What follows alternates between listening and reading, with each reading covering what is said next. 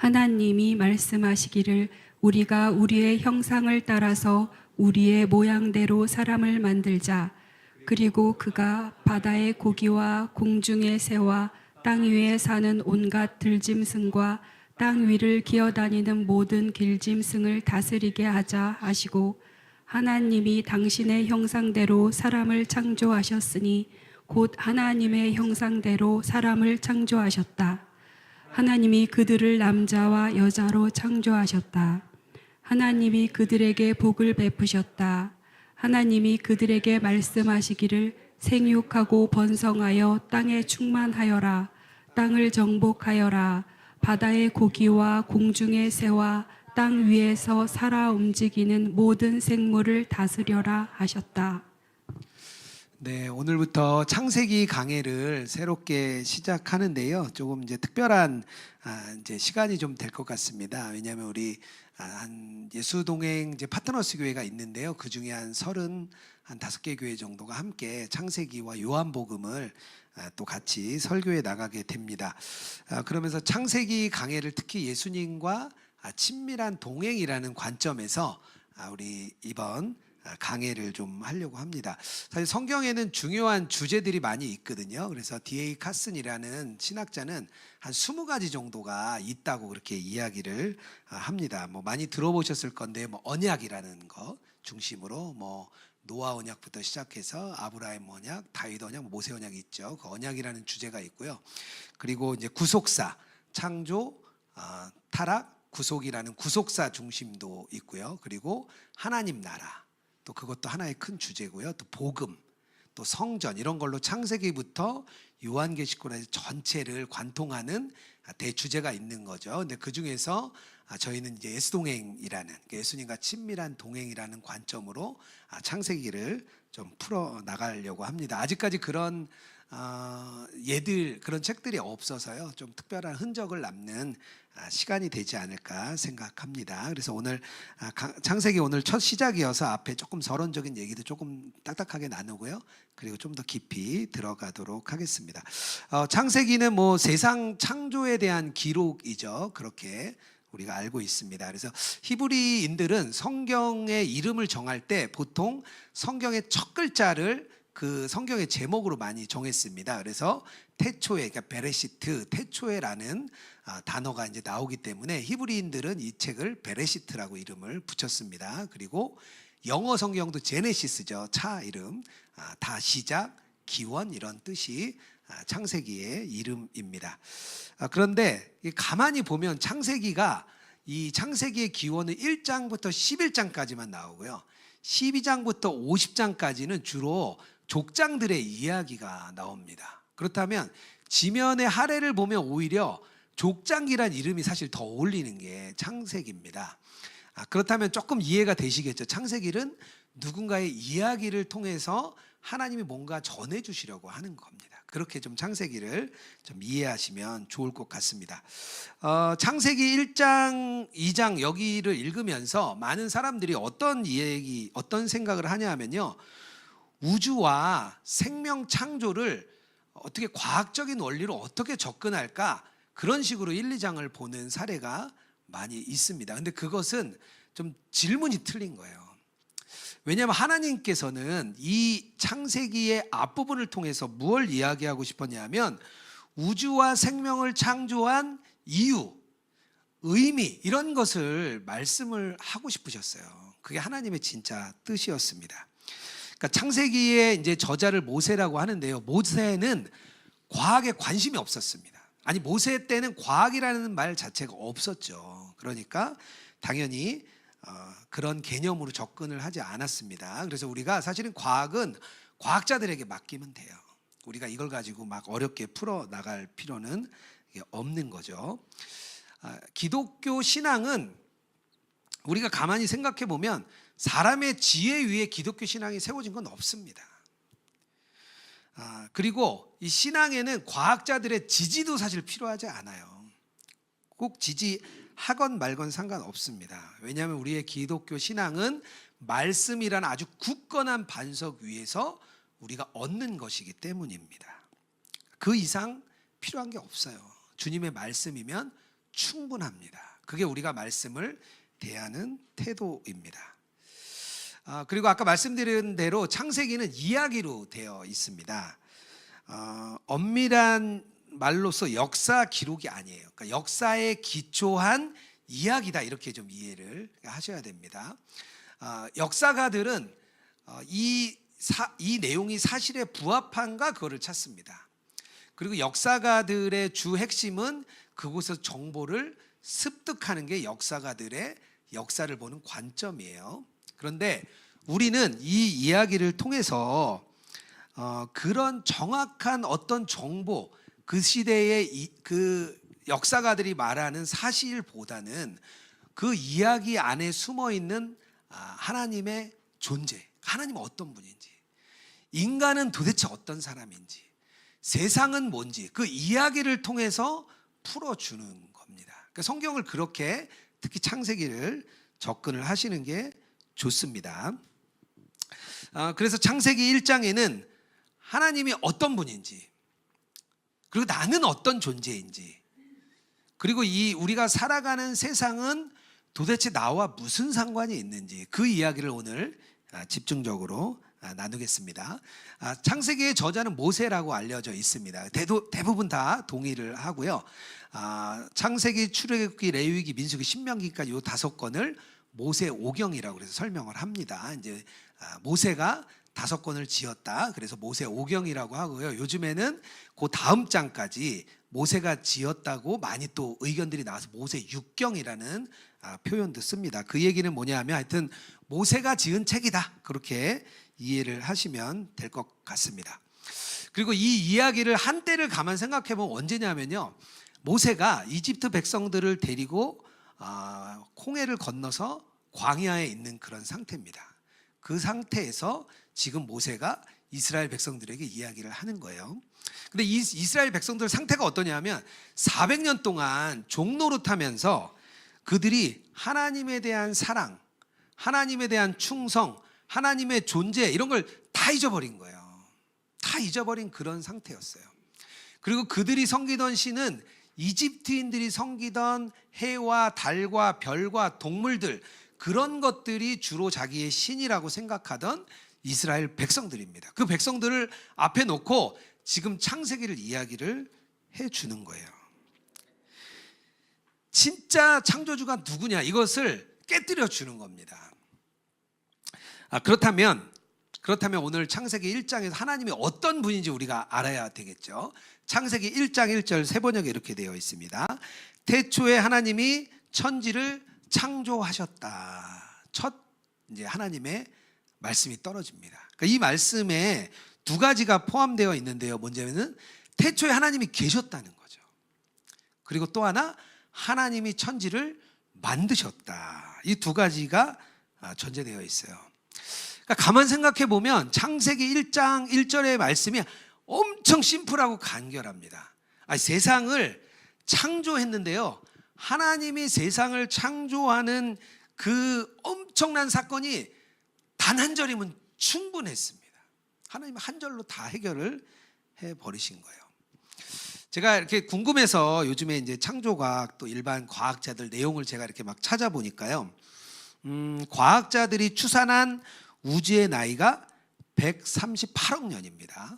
그리고 우리가 속한 은하계의 그 행성이 1천억 개가 있대요. 어마어마하죠. 그리고 이 태양계와 같은 그런 이 은하계가 또 수천억 개가 있대요. 그게 뭐 끝을 알 수 없는 거죠. 그것도 지금 우주가 계속 팽창하고 있기 때문에 그나마도 계속 이제 바뀌고 있습니다.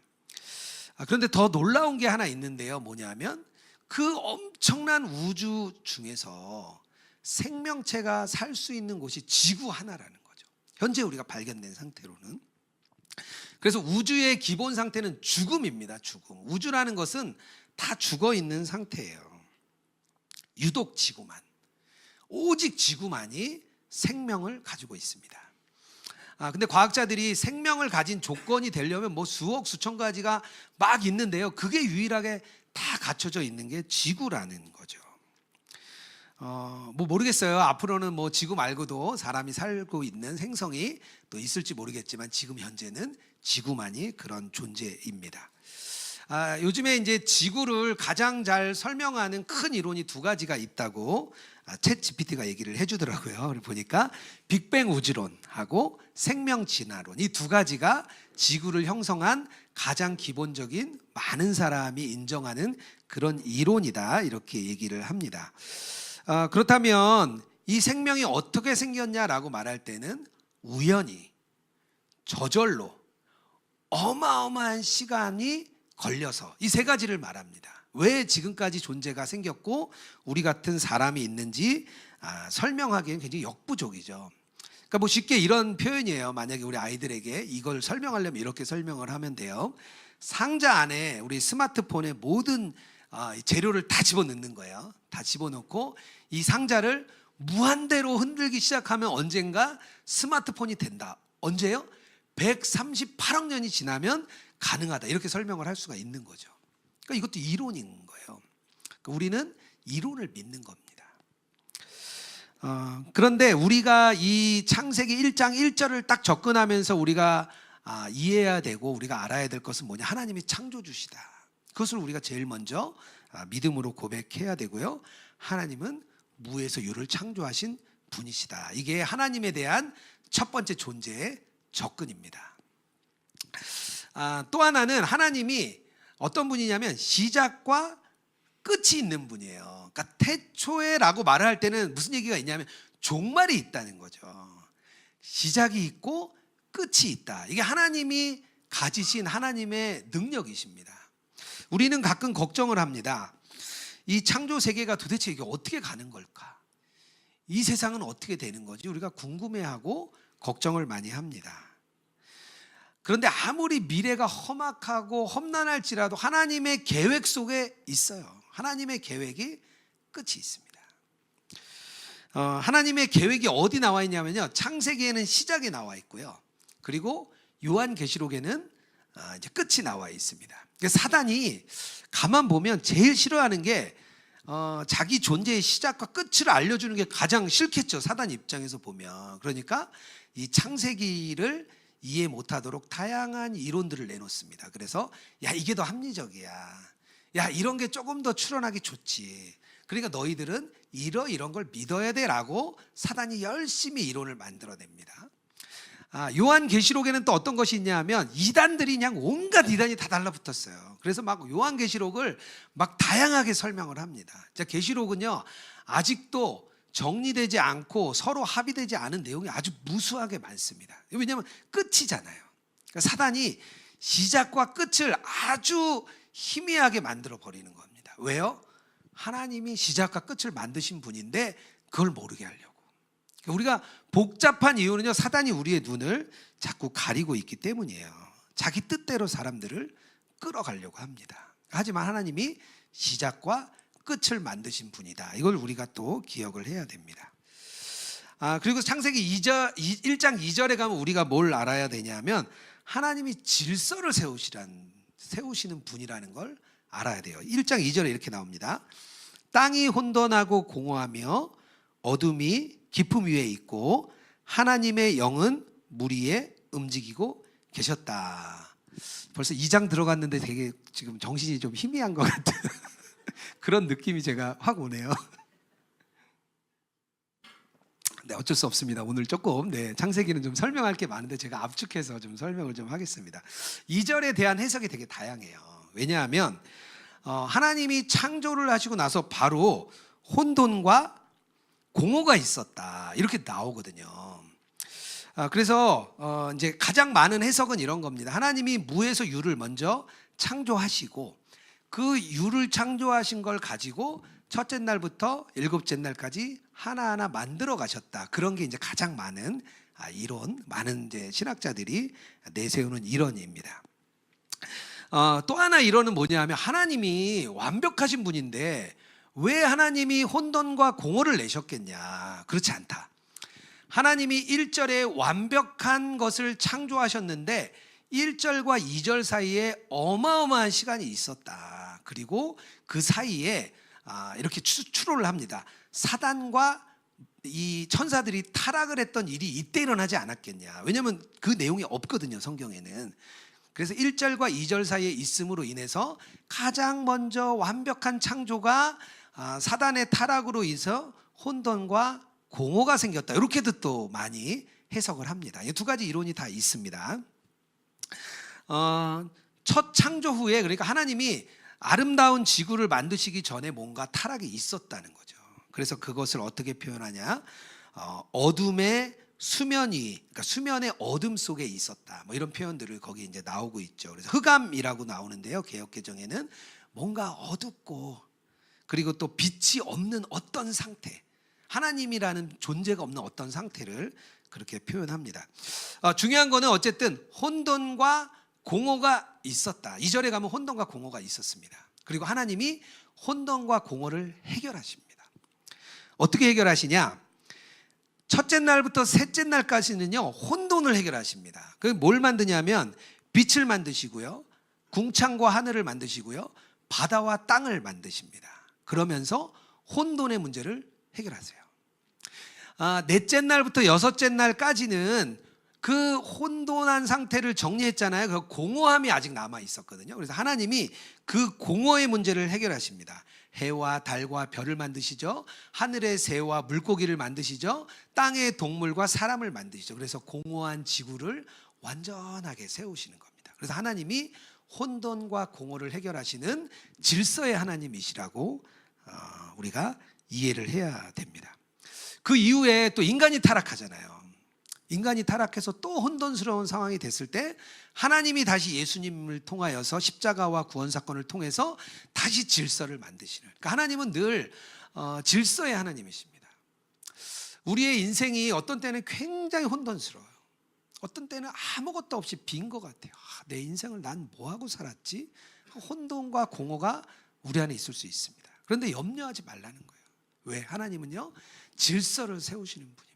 우리 삶에 있는 혼돈과 공허를 분명히 해결하는 분입니다. 하나님은 그런 분이라는 거예요. 하나님이 또 하나 저희가 또 알아야 될 게 있는데요. 뭐냐 하면 하나님은 사랑의 하나님입니다. 이렇게 말을 하세요. 26절에 하나님이 말씀하시기를 우리가 우리 형상을 따라 우리의 모양대로 사람을 만들자. 여기서 우리라고 말할 때 삼위일체 하나님을 추론합니다. 성부, 성자, 성령 하나님의 그 사랑의 관계, 완벽한 관계로 계셨던 하나님. 창세 전에 하나님은 뭐 하셨어요? 얘기하실 때 그 세 분의 하나님이 완벽한 사랑의 관계로 계셨다. 제가 요한일서 설교할 때 좀 많이 사랑의 하나님에 대해 설명을 했죠. 근데 하나님이 우리를 창조하신 목적은 뭐냐면 그 사랑의 삼위 하나님의 사랑 안에 우리를 창조해서 우리를 그 안에 포함시키고자, 우리를 사랑 안으로 포함시키고자 하나님이 우리를 창조하신 겁니다. 그러니까 사랑의 하나님이시죠. 완벽한 사랑을 가지신 하나님이 그 사랑에 참여할 수 있는 존재가 사람을 만드시는 그 하나님이십니다. 그러니까 하나님은 창조주시죠. 이 땅의 시작과 끝을 계획하고 만드신 분이죠.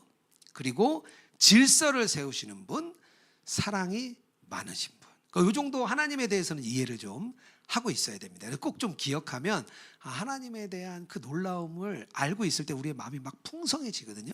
요거는 좀 꼭 이렇게 외우셔도 좋겠어요. 하나님 그런 하나님이지. 그렇다면 그 하나님이 만드신 우리는 어떤 존재입니까? 도대체 우리는 왜 창조하셨고 우리는 어떤 존재입니까? 27절이에요. 하나님이 당신의 형상대로 사람을 창조하셨으니 곧 하나님의 형상대로 사람을 창조하셨습니다. 우리가 하나님의 형상대로 창조되었고 우리가 하나님의 대리자라고 말을 하고 있습니다. 다른 피조물들하고 다르게 하나님이 인간을 창조할 때 하나님이 어떤 걸 넣어주셨냐면요, 사랑을 넣어주시고 거룩을 넣어주시고 정의를 넣어주시고 우리 안에 특별하게 하나님이 그런 마음을 넣어주셨어요. 그리고 우리에게는 선한 양심을 넣어주셨습니다. 동물들은 양심이라는 게 없습니다. 근데 우리 인간에는 하나님이 그런 마음을 아주 넣으신 거죠. 그래서 하나님이 뭐라고 그러시죠? 좋았다를 넘어서 심히 좋았다라고 말씀을 하신 겁니다. 그러니까 형상이라고 말하는데요. 이 형상이 구약에서 4번 정도 이렇게 쓰였어요. 어떤 때 나오냐면 첫 번째는 아담이 아들을 낳거든요. 아들을 낳을 때 뭐라고 얘기했냐면 하나님의 형상대로 낳았다고 표현을 해요. 한 번 그렇게 쓰였고요. 3번은 우상에 쓰일 때 형상이라고 씁니다. 그러니까 옛날에 그때 고대 근동 사람들은 우상을 만들면 그 우상이 그 사람의 본질을 그대로 가지고 있다고 생각했어요. 그래서 그 로마가 이제 다른 나라를 정복하면 로마 황제의 우상을 거기다 신상을 세웠습니다. 그 이야기는 뭐냐면 이 로마 황제의 그 존재, 그 속성이 이 우상 안에, 이 상 안에 있다고 느꼈습니다. 그래서 이 상을 세우고요. 로마 총독이 들어갈 때는, 그러니까 로마의 총독이 어느 나라에 들어갈 때는 로마 왕의 얼굴이 그려진 깃발을 들고 그곳에 들어갔습니다. 그러니까 형상이라고 말할 때는 뭐냐면 내가 가지고 있는 무언가를 준다는 거예요. 그러니까 하나님의 형상이라는 얘기는 뭐냐면 이 땅 안에 하나님과 비슷한 상태의 뭔가를 만들어 놓으셨다고 이해를 한 거예요. 그런데 이 하나님의 형상으로 창조됐다, 이것을 우리가 믿음으로 받아들이려면 하나님에 대한 지식도 필요하고요, 하나님에 대한 경험도 필요합니다. 이 2가지가 같이 딱 만날 때 우리가 어떤 존재인지 우리가 좀 깨닫게 돼요. 이스라엘 사람들은요, 하나님에 대해서 의심하지 않았어요. 그분들은 참 그래도 그런 믿음이 있었어요. 시편 14편 1절에 이렇게 나옵니다. 어리석은 사람은 마음속으로 하나님이 없다 하는구나. 그래서 이스라엘 백성들이 그들의 믿음이 생겼는데 어떤 믿음이 생겼냐면 하나님이 우리를 만드셨다, 그건 되게 믿었어요. 창조가 하나님으로부터 만들어졌다는 것을 확실하게 이 사람들이 믿었습니다. 그때 당시 옛날에 이제 사람이 어떻게 창조됐냐, 이것이 큰 줄기가 2개 있는데, 하나는 뭐냐면 고대 바빌론 메소포타미아 지역에 가장 오래된 문서가 있거든요. 에누마 엘리시라는 그런 이제 책이 있습니다. 거기에 사람이 왜 창조됐는지 나와요. 이제 고급 신이 있고 하급 신이 있었습니다. 근데 고급 신은 맨날 놀아요. 먹고 즐겨요. 하급 신은 일을 했습니다. 근데 일을 하다 보니까 너무 억울한 거예요. 아니, 저 신들은 맨날 놀고 우리도 같은 신인데 우리는 왜 맨날 일만 하냐. 화가 나가지고 반란을 일으킵니다. 그래서 아주 큰 싸움이 일어나요. 그래서 그때 바벨론의 신일 마루둑이라는 신이 그걸 평정합니다. 딱 평정을 했어요. 다 평정했어요. 근데 문제가 생겼죠. 그냥 놔두면 또 얘네들이 반역을 할 것 같은 거예요. 그래서 사람을 만듭니다. 사람을 만들어서 하급신을 대신해서 일할 수 있는 존재로 사람을 만들어요. 그래서 사람의 인생이 고달프다 그래요. 그래서 왜요? 사람들의 생각에는 일하려고 만든 존재잖아요. 그러니까 사람들이 어려운 건 당연하다고 생각을 했대요. 그때 당시에.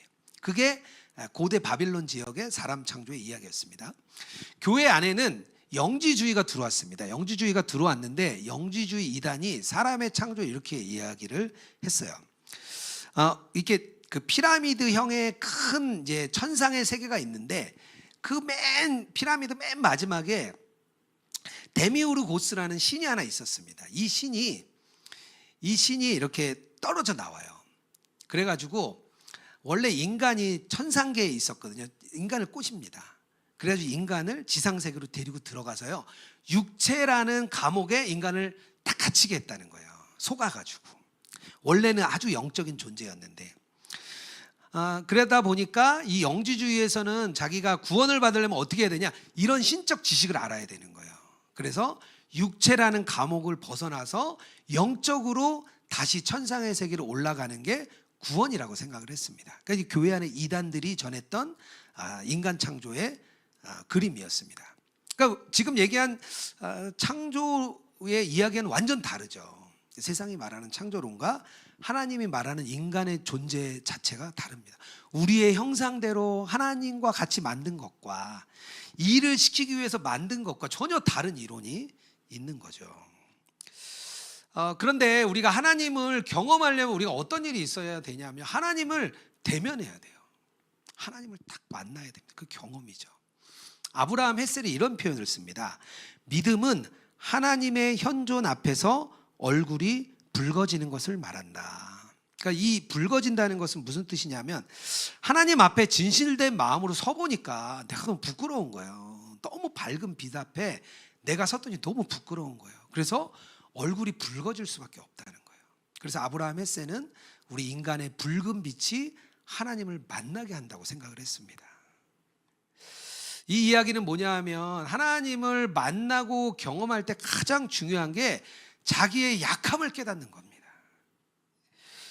이 약함, 어두움, 아픔, 혼돈, 공허, 그런 상태에 우리가 인간이 있다는 거예요. 우리는 그런 상황 속에 있는데 하나님의 무조건적인 사랑을 받는 존재, 그것을 깨달을 때 우리의 상처가 치유된다고 했습니다.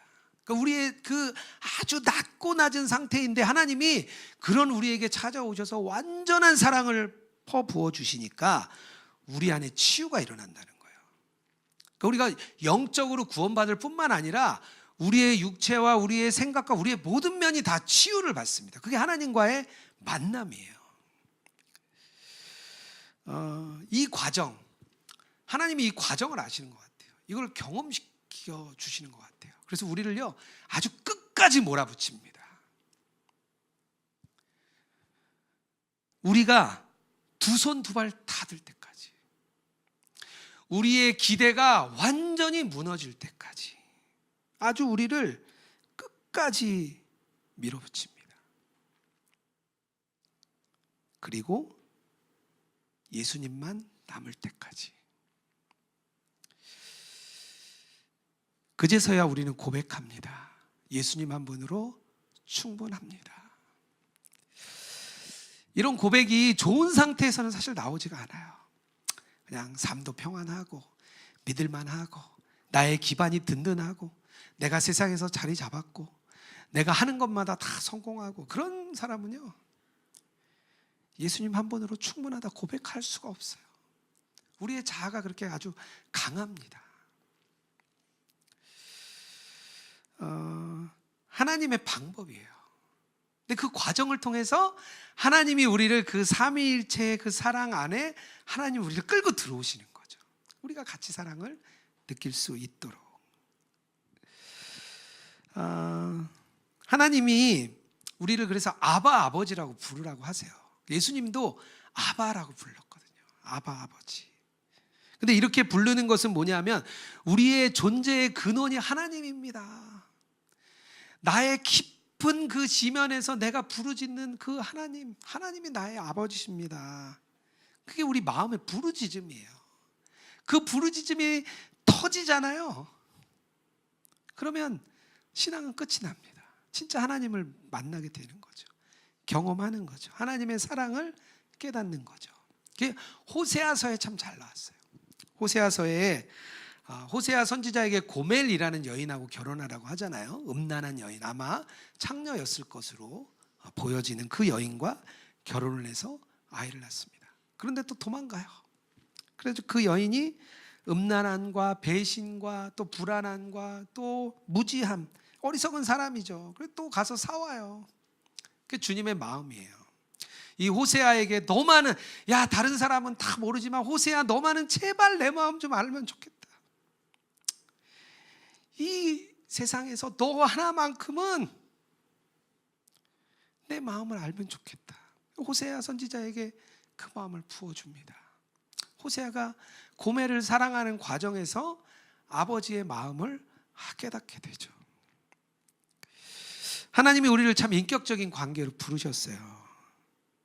하나님과 동행할 수 있는 존재, 하나님과 그 사랑에 들어갈 수 있는 존재, 그런 존재로 우리를 만드신 겁니다.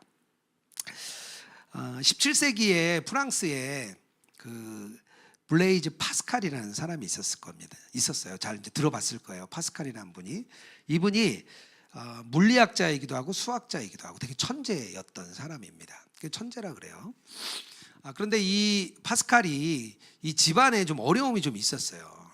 이제 누나는 갑자기 수녀원에 자기가 들어가겠다 그래요. 집안이 막 되게 시끄러웠어요. 근데 그 와중에 아버지가 병을 얻고 죽습니다. 그 막 소가리를 하다가 아버지가 돌아가셔요. 그리고 파스칼도 39살이 될 때 자기가 아주 중병을 얻습니다. 그리고 죽을 위기에 처해요. 근데 이 사람이 이제 워낙 똑똑했잖아요. 그래가지고 자기가 수학적으로, 과학적으로, 지식적으로 하나님을 알려고 아주 부단히 애를 씁니다. 근데 이 파스칼이 죽음의 문턱에서 하나님을 만나요. 그리고 그 하나님을 만난 날, 그 날짜 1654년, 그리고 몇 가지의 메모를 이렇게 쭉 적어 놓습니다. 이런 메모예요. 불, 철학자들의 하나님이나 학자들의 하나님이 아니라 아브라함의 하나님, 이삭의 하나님, 야곱의 하나님, 확신, 기쁨, 평화, 예수 그리스도의 하나님, 나의 하나님이 되시리로다. 이걸 그날 죽음의 문턱에서 그걸 씁니다. 자기가 하나님 만난 거죠. 그리고 이제 나중에 죽을 때 알았는데요. 그가 그 메모를 자기 옷 안쪽에 이렇게 꿰매놨대요. 그래서 늘 그걸 이렇게 보면서 마음이 식을 때마다 그걸 읽었다는 거예요. 그리고 나서 그가 이제 글을 쓰기 시작합니다. 그리고 교회를 봉사해요. 그러면서 이제 팡세라는 책이 그래서 나옵니다. 그 삶이 변한 거죠. 그래서 많은 후대 사람들이 이 파스칼을 믿음과 이성의 다리를 놓은 사람이라고 그렇게 표현을 이렇게 합니다. 그 정도로 하나님을 만나고 나니까 자기가 과학적으로 접근했던 하나님이 아니라 진짜 하나님을 경험을 하는 거죠. 제가 예전에 그런 생각을 했어요. 왜 나는 힘없는 그리스도인이었을까? 나는 모태신앙으로 자라서 교회 안에 평생을 있었는데 왜 나는 이렇게 힘없는 크리스찬이었을까? 제가 그런 생각을 했습니다.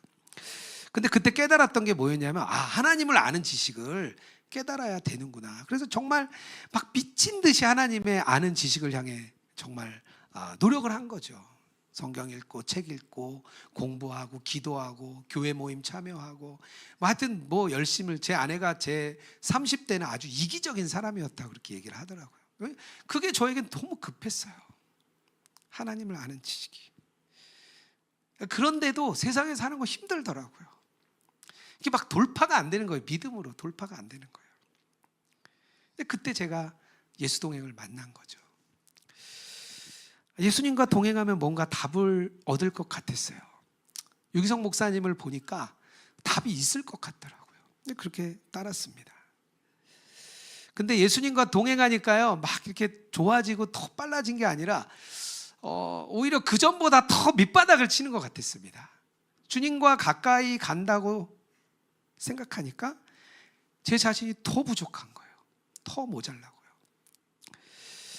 한 번은 어느 날 굉장히 자존심 상하는 일이 있었습니다. 제가 몇 번 이렇게 이야기를 했던 것 같은데요. 마음에 아주 심한 상처를 교회 안에서 입었어요. 너무 화가 났습니다. 이제 그러고 나니까 제가 내가 지금 잘못 가고 있나? 하나님이 나를 이렇게 목회의 길을 가게 했는데 내가 이 길이 잘못된 건가? 그러면 잘못 길을 갔으면 빨리 돌아가야 되잖아요. 잘못 갔으면 빨리 와서 다시 이쪽 길로 가야 되잖아요. 막 고민이 막 제 안에 막 솟아났습니다. 그러니까 나중에 결론은 길이 안 보이는 거죠. 인간 생각이 막 꽉 사로잡히니까 아무 길이 안 보이는 거예요. 그러니까 비참해지더라고요. 그러니까 비참한 마음의 상태예요. 그때 그냥 제가 고백할 수 있었던 게 그 고백 하나밖에 없었어요. 예수님 한 분으로 충분합니다.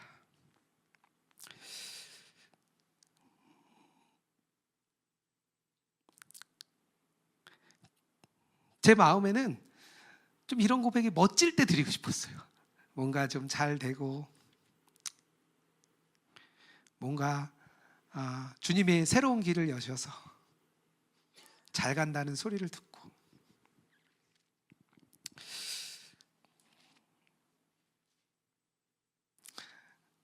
남들이 보기에도 잘하고 있다라는 상태,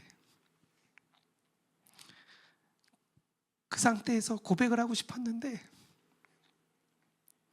그게 아니라 가장 비참한 상태, 가장 밑바닥의 마음, 오히려 그때 그게 고백되더라고요. 그때 알았습니다. 목회자가 된다는 것은 낮아지는 거구나. 하나님이 그걸 하나 깨닫게 해주셨어요. 그 경험이 저를 예수님과 친밀함으로 이끌어줬습니다. 하나님을 경험하면 우리가 어떤 존재인지 알게 됩니다. 나의 연약함은 문제가 안 돼요. 오히려 연약함은 하나님의 사랑을 더 많이 받을 수 있는 그런 길입니다. 하나님을 경험하는 거죠. 하나님은 우리를 본인의 동행에 참여시키고 싶으셔서 우리를 창조하셨어요. 그런데 우리의 자아가 너무 강하니까 들어오질 않는 거예요. 그 삼위일체 하나님의 그 사랑 안에 초대하고 싶은데 우리의 그 자아가 너무 강하니까 하나님이 초대할 수가 없는 거예요. 그러니까 하나님 밑바닥까지 막 몰아가시는 거죠. 그리고 그런 고백을 드리고 자기의 약함을 깨달은 사람에게는 하나님이 그 사랑에 초대하십니다. 그러니까 하나님을 경험하는 거죠. 그러면 이제 그때부터 달라지는 거예요. 우리가 묻던 존재인지, 하나님이 나를 왜 만드셨는지, 내가 내일이 잘 되고 높은 곳에 올라가고 하는 일마다 성공하지 않아도 우리가 고백했잖아요. 예수님 한 분으로 충분하다고. 그게 우리의 존재의 목적이 됩니다.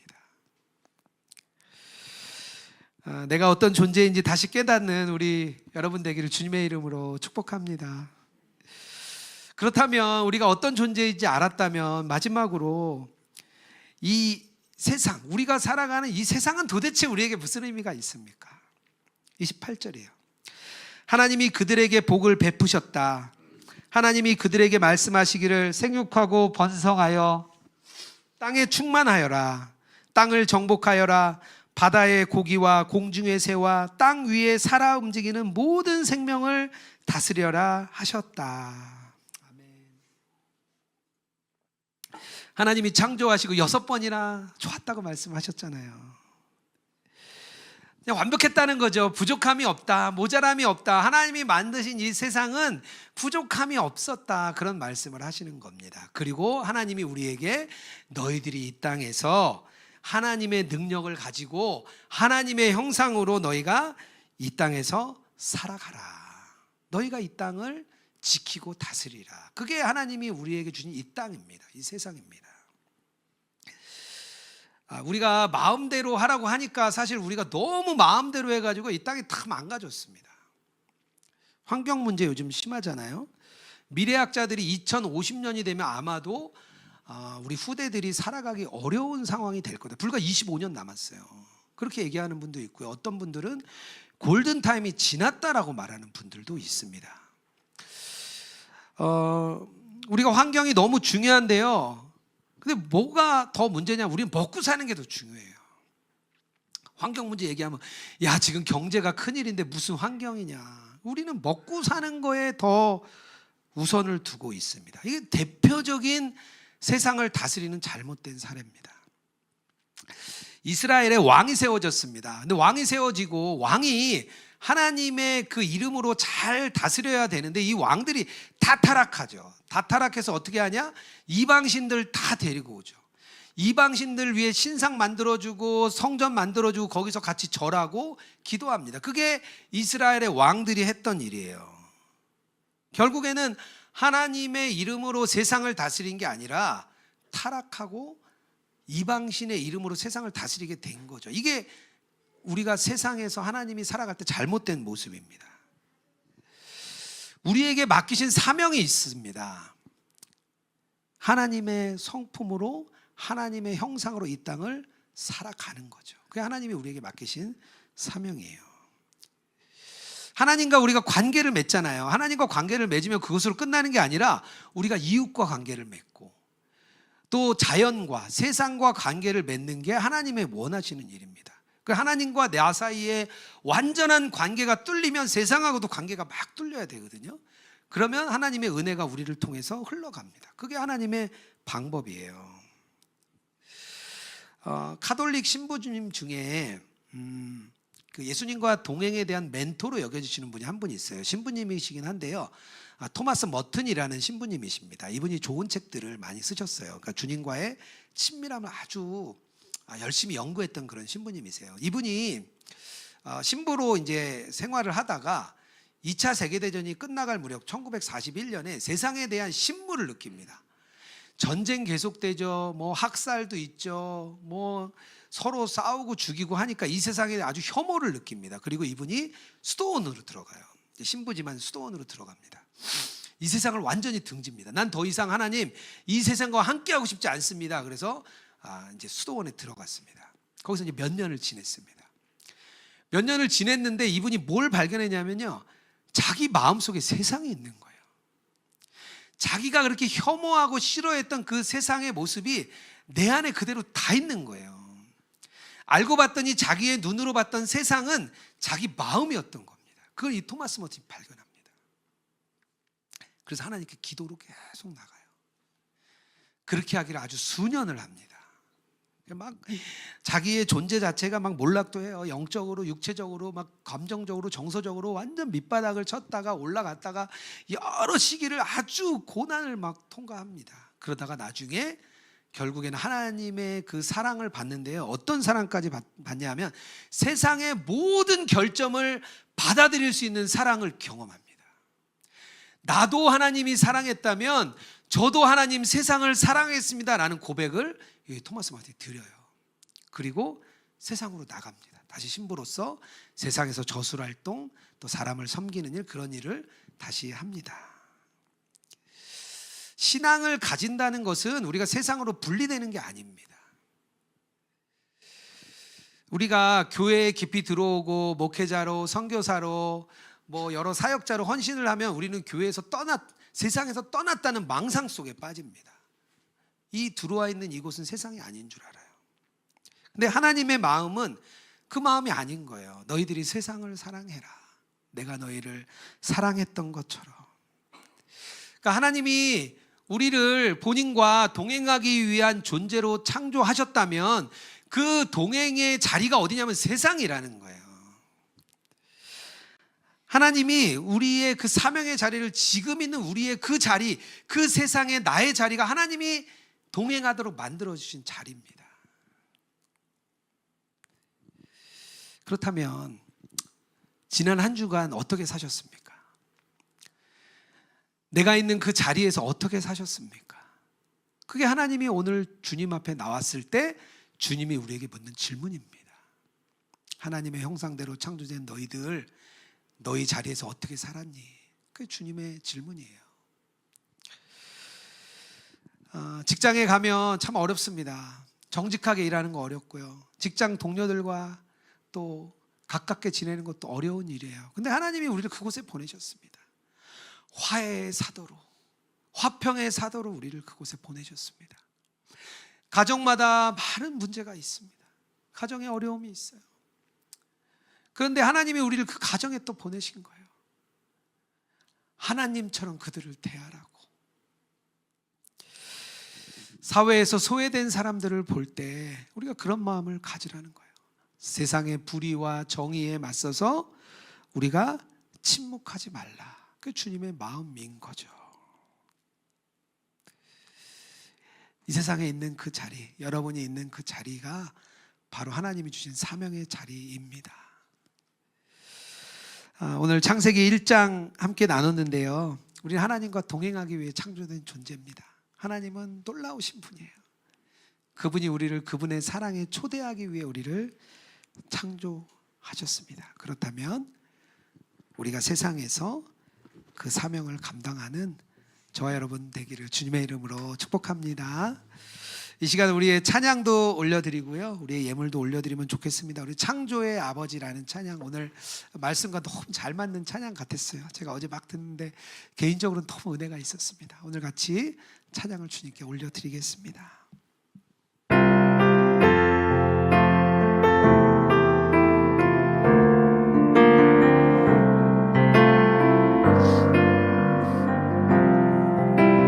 창조의 아버지,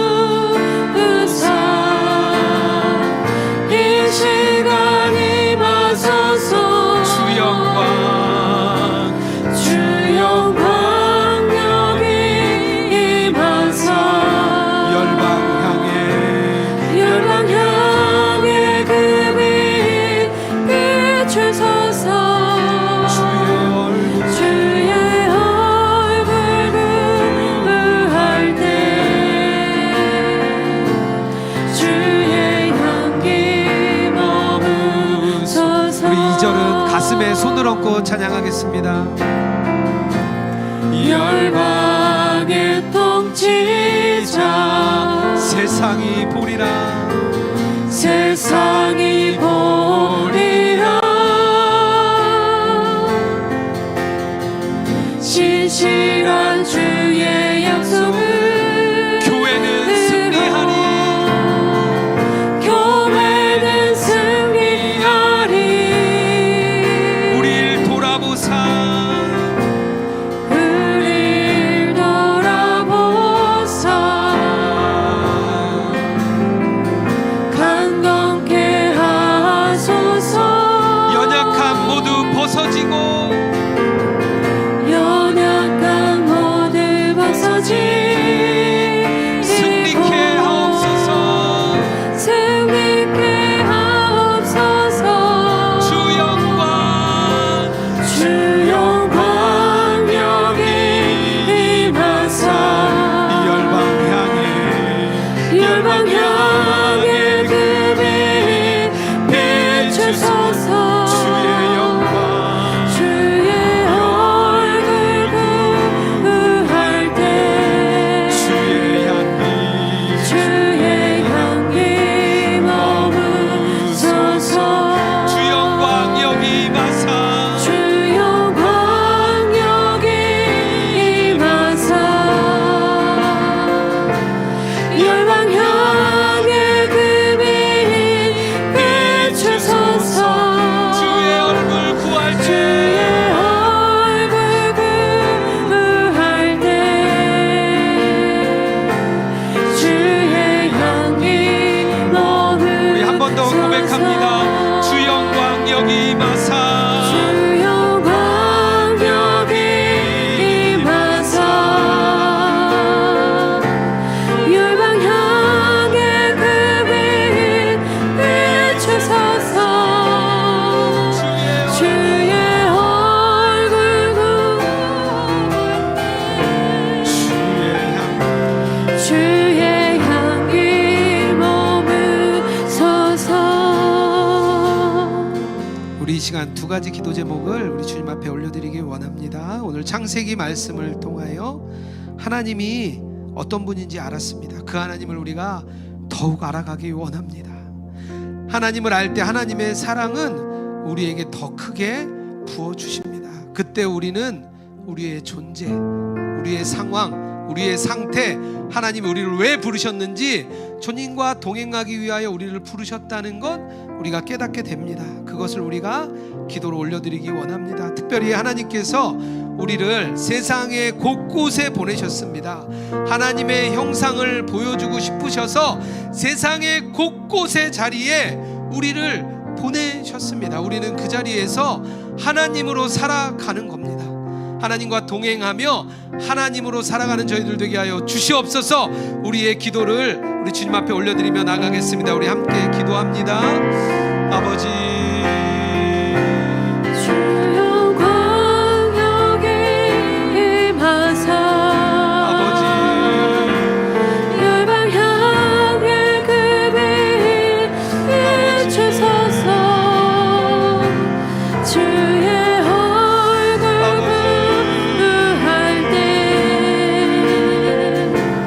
주의 향기 머무소서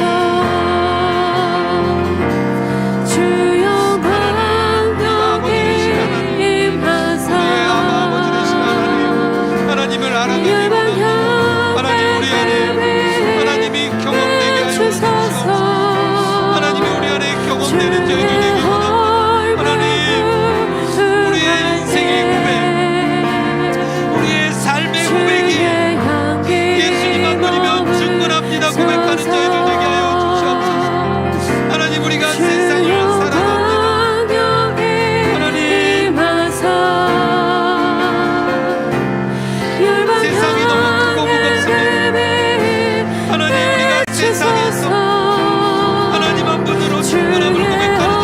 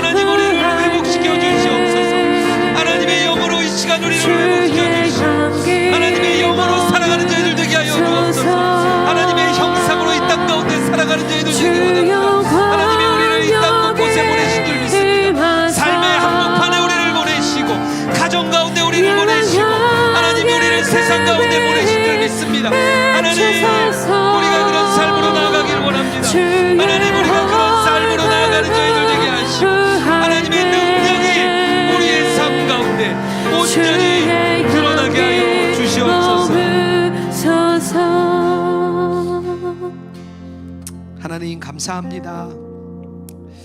하나님이 어떤 분인지 알았습니다.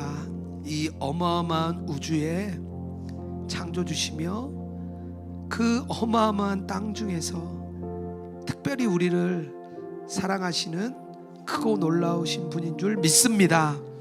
우리의 입술이 창조주 되신 하나님을 고백하는 그런 믿음 되게 하여 주시옵소서. 그런 하나님이 우리를 부르시고 그 사랑 가운데 우리를 초대하고 싶으셔서 우리를 부르시는 줄 믿습니다. 하나님, 우리가 그 부르심에 아멘하며 고백하는 저희들 되게 하여 주시옵소서. 하나님, 우리가 세상을 살아가는데 하나님이 우리를 그 세상 가운데 보낸 줄 믿습니다. 하나님의 형상으로 세상 속에 살아가게 하여 주시옵소서. 우리를 보낸 직장에, 우리를 보낸 가정에, 우리를 보낸 교회에 곳곳에서 우리가 하나님의 형상으로 살아가는 저희들 되게 하여 주시옵소서. 하나님, 우리가 빈손으로 오지 않고 예물 들고 왔습니다. 이 예물이 하나님 나라 위하여 온라인의 세상을 위하여 온전히 사용되게 하여 주시옵소서. 예물 드린 손길들 주님 축복하시고 어려움 중에 있는 손길 회복시켜 주시고 또 직장과 또 사업의 그 고난과 고통 속에서 주님의 충만한 은혜를 경험하는 귀한 삶 될 수 있도록 인도하여 주시옵소서. 아멘. 이제는 우리 주 예수 그리스도의 은혜와 하나님 아버지의 사랑과 성령의 교통하시고 동행하심이 하나님을 알고 하나님과 동행하기 원하며 또 이 땅 가운데 살아가는 우리 로그인 처치 모든 성도들과 또 온라인상의 주의 백성 위에 이제로부터 영원토록 함께 하시기를 축원하옵나이다. 아멘.